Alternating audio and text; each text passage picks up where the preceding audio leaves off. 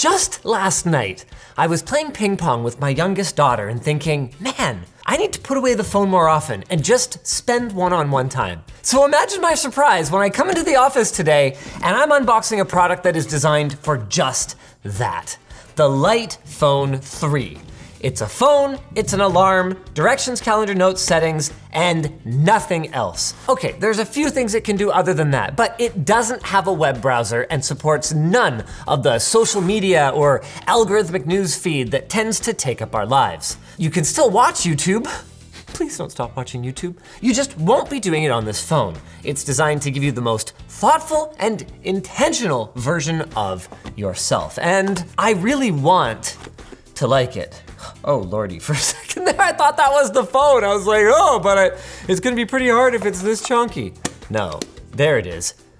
And it's still pretty chunky. Wow, she is a bit of a thick boy. Ah yes, a braided USB-C to USB-C cable. That is all. Sorry, point of clarification, there is a SIM removal tool in this piece of paper. This is actually my very first hands-on with a Light phone, and other than the design philosophy, it has very little in common with the Light 2, which apparently they will continue to sell. The interface is more complicated. You get the same home button, volume up, volume down, but now there's also a 2-stage camera button for the 50 megapixel rear sensor that apparently bends down to a 12 megapixel final output. And they've got this little wheel on the left that apparently is used for screen brightness and to activate the flashlight.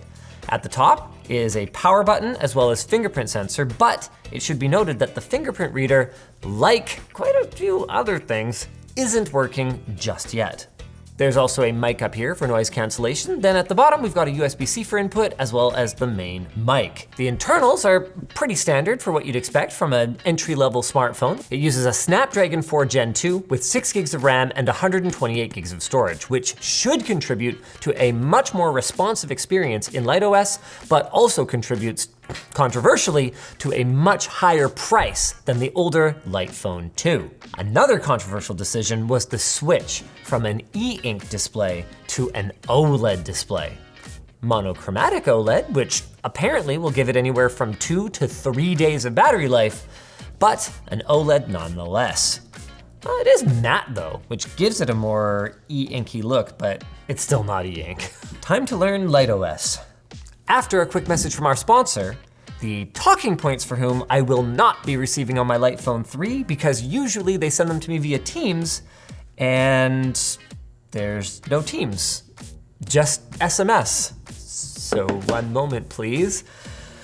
And this is a fundamental flaw in this product for me, is that no, I actually need to access data and a browser for my daily life. Thank you, Saley, for sponsoring this video. If nasty spring weather is getting you down, a vacation might be calling your name. So make sure you stay connected with Saley's eSIM plans. They're available in over 180 countries, and setting it up is easy. Simply download the app, select the plan that fits your needs, and with a few more taps, you'll be good to go.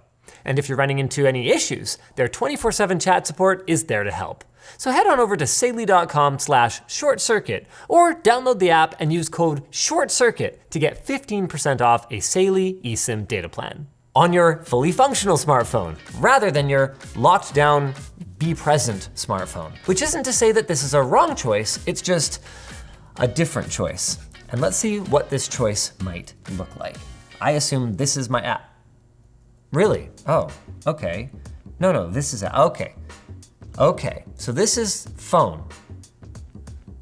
There's no contacts. No contacts, please, come on. Mawa. Crummy haptics, but pretty responsive. Whoa, you enter the phone number first, then the name. Okay. Call. Oh, right. 1 second, let's throw my SIM in here. Man, this really is the kind of product that I desperately want to be excited about, but then I think about it for more than 2 seconds and I'm like, how am I supposed to use this? Like, I was thinking as we were starting this shoot, man, I should just throw my SIM in it during the shoot and just keep it, right? Like, just try it. I'm just like, oh yeah, no, immediately I need to do something that I definitely, absolutely need my other phone for. Apparently the speaker is supposed to be really good because it has like a proper grill on it. Hello, wife. Do you want to just say something? I am about to get in the car to go to lunch with accounting. We're going to McDonald's because apparently they have a Minecraft toy that somebody wants. Okay. Well, that's good. How's the mic quality for you? It's actually really good. It doesn't sound like you're on. I'm on speaker. Oh, okay. Well, here, I'll take you off speaker and maybe it'll be even better. A little bit, but only because you told me to pay attention. I don't know if I would have noticed otherwise. Okay. Thanks, wife. Okay, I think that'll be thanks. all. So I'm struck immediately by the fact that there is absolutely nothing to distract me in this interface. There's no notification shade. There's no multitasking to, an app or a browser while I'm talking to somebody. That's it. When you're talking to someone, you're talking to them. This is an interesting one. When you scroll, instead of scrolling smoothly, it just takes you to your next page. I assume this is just to maintain continuity for the users who are on e-ink displays, because with the hardware that's in here, there's no reason that they would have to do that. Okay, this is display brightness, right? Oh yeah, okay. It definitely gets more e-ink-like when you turn the display brightness down. But man, I gotta say, one of the biggest benefits for me of using an e-ink phone would be that I would read, right? I'm not gonna be reading any ebooks on this, right? Do they have an ebook app? Yeah, that's tough. Okay, well here, let's look at some of the other apps. I can set an alarm, 12:36, whatever. And then I can set it. Boom, it's set. One button to get rid of it. Do love that. The number of buttons you have to press to get rid of an alarm on the iPhone, it's like, why? Ooh, pictures! Okay, hold on, we'll try taking our own. There's also a selfie camera, by the way. 8 megapixels on that one, I think it is. Oh wow, this has like a very Polaroid kind of feel to it. Is that intentional, or is that just because it's like a crappy camera? Oh my God. Hold still, it says, to take a picture. Whoa, buddy. That is the worst this picture I have ever seen. I always take this picture in this challenging environment with the lights shining at me from the studio and everything. I wanna see what kind of detail can be picked up. Dude, that's a funny thing, is the resolution actually is not bad, but there's so much noise and the color is atrocious. So they do say it's supposed to be like a film camera. Like a film camera. Yeah, well, a film camera would have done a better job than this. Share media. And I can send via MMS, I guess, right? It doesn't do email, right?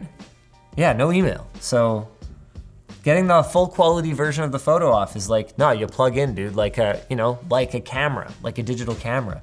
Maybe that's just because of the light directly into the lens. I'm gonna take a picture this way, okay? Oh, right. Does it auto rotate? Ugh. Now, it's a pretty square display, okay? It's 1080 by 12 something, so you don't really need to rotate it, but I would like to.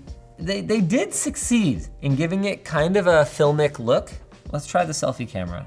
Oh, can you launch the camera just by pressing the camera button? Yes, you can, thoughtful. Oh, you can record video. I can already tell you that this is gonna look like absolute butt chunks. Can already tell you that this is gonna look like absolute butt chunks. The audio's great though. Yvonne was right. You know what, the preview is worse than the actual recorded video. That's not that bad. Okay, I do not like this. It's completely taking over my screen when I'm changing the volume. I don't need to be present adjusting my volume slider. The selfie camera doesn't do the funny hold thing. It actually looks a lot more like a modern smartphone camera. Interesting. Wonder if that was a choice or they just didn't code the multi-exposure and then edit tomfoolery into the selfie cam. Calculator. Wow. Hey, it's like Apple never made a new calculator. Calendar, okay, here, let's add a calendar event. Whew, that was a delay. I can't say where it is. Oh yeah, there it is. Okay, but I can't navigate there. I can't take an Uber there. That's tough. How do you find that balance, right? Because there's certain things that I would need this to be able to do. Because otherwise I'm just gonna have to carry a second phone in my pocket. And by the time I do that, this has accomplished nothing.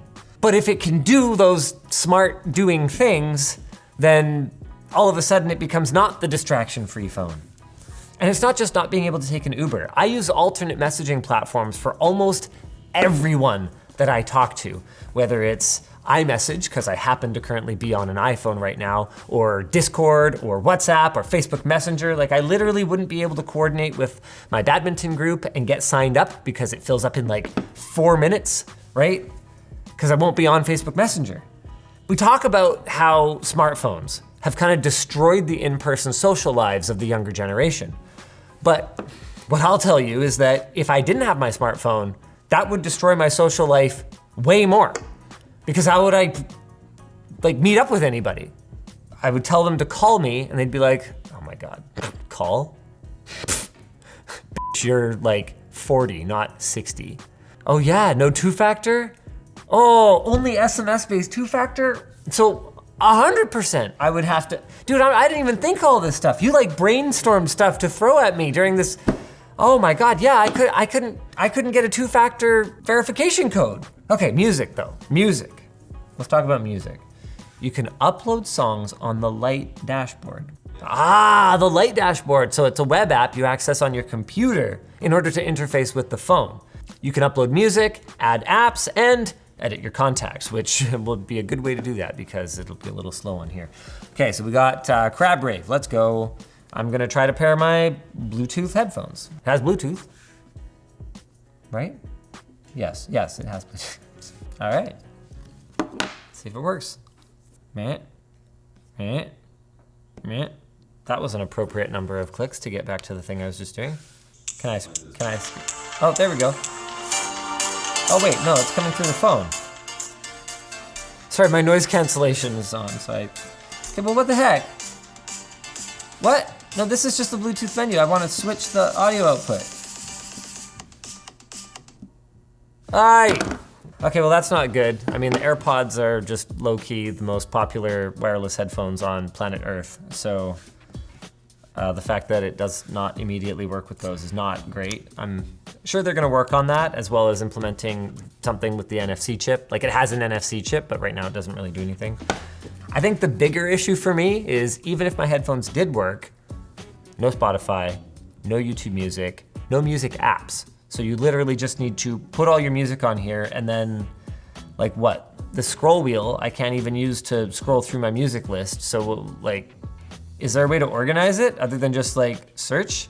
Man, so the interface is like somehow actually worse than an OG iPod. Hey, does it do like speech to text? Period, it really does. Oh wow, it even managed to get the inquisitive tone of my voice and put a question mark. Oh, but then it also put a random comma there and put a random period there. So your mileage may vary. It can do podcasts, so that's something. And you can always tell the priorities of the creators of products like this. It's like no distractions, but definitely podcasts. But music is gonna be a sucky experience, but podcasts, we got you. Like, look at this podcast app compared to the music one.